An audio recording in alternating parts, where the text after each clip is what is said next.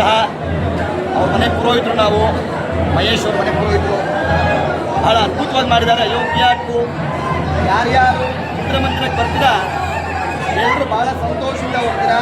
ವಿಶೇಷ ರವಿಚಂದ್ರ ಅವರು ಮಾಡಿದ್ದಾರೆ, ಅದು ಬಹಳ ಸಂತೋಷ ಆಗಿದೆ. ತುಂಬ ಚೆನ್ನಾಗಿದೆ ಸಿನಿಮಾ. ಅಯೋಗ್ಯ ಟು ಅದ್ಭುತವಾದ ಶಕ್ತಿ ಕಾಣುತ್ತೆ.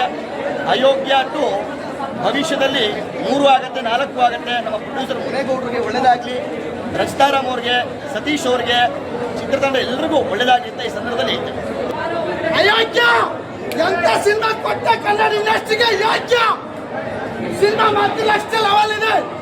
ಸಿನಿಮಾ ನೋಡಿದವ್ನು ಏನು ಅರ್ಥ ಮಾಡ್ಕೋಬೇಕು ಗೊತ್ತಾ? ನಾವು ಹಾಕ ಒಂದೊಂದು ನೋಟನು ನಮ್ಮ ಯೋಗ್ಯತೆ ಟೆಸ್ಟ್ ಮಾಡುತ್ತೆ. ಎಲೆಕ್ಷನ್ ಹತ್ರ ಬರ್ತಾನೆ, ಎಲ್ಲ ಗ್ರಾಮದಿಂದನೂ ಒಂದು ಹಳ್ಳಿಯಿಂದನೂ ಸಿನಿಮಾ ಬಂದು ನೋಡ್ಬೇಕು. ಯಾಕೆ ನೋಡ್ಬೇಕು ಗೊತ್ತಾ? ನಮ್ಮ ಬದಲಾವಣೆಗೆ, ನಮ್ಮ ಮಕ್ಕಳ ಬದಲಾವಣೆಗೆ ಸಿನಿಮಾ ನೋಡ್ಬೇಕು. ನಾವು ಚೇಂಜ್ ಆಗೋದ್ರೆ ನಾವು ಹಾಕ ಒಂದು ಓಟಿಂದ ನಮ್ಮ ಮಕ್ಕಳು, ನಾವು, ನಮ್ಮ ಜಿಲ್ಲೆ, ನಮ್ಮ ತಾಲೂಕು, ನಮ್ಮ ಇಂಡಿಯಾ ಎಲ್ಲ ಬದಲಾಗುತ್ತೆ.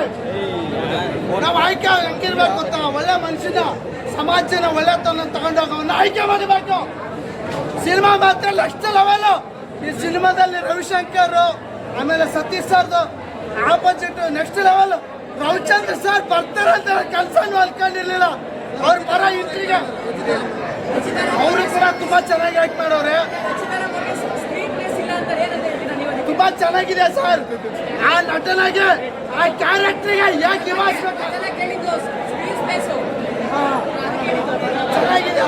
ಚೆನ್ನಾಗಿದೆ. ನಿಜ ಹೇಳ್ಬೇಕಂದ್ರೆ ಏನ್ ಸರ್, ಸಾಧು ಕೋಕಿಲ್ ಆಗಿರ್ಬೋದು, ಆಮೇಲೆ ಪ್ರತಿಯೊಬ್ಬರು ಹೇಳ್ತೀನಿ ಸಿನಿಮಾ ಟೀಮ್ ಏನಿದೆ ನೆಕ್ಸ್ಟ್ ಲೆವೆಲ್ ಸಿನಿಮಾ.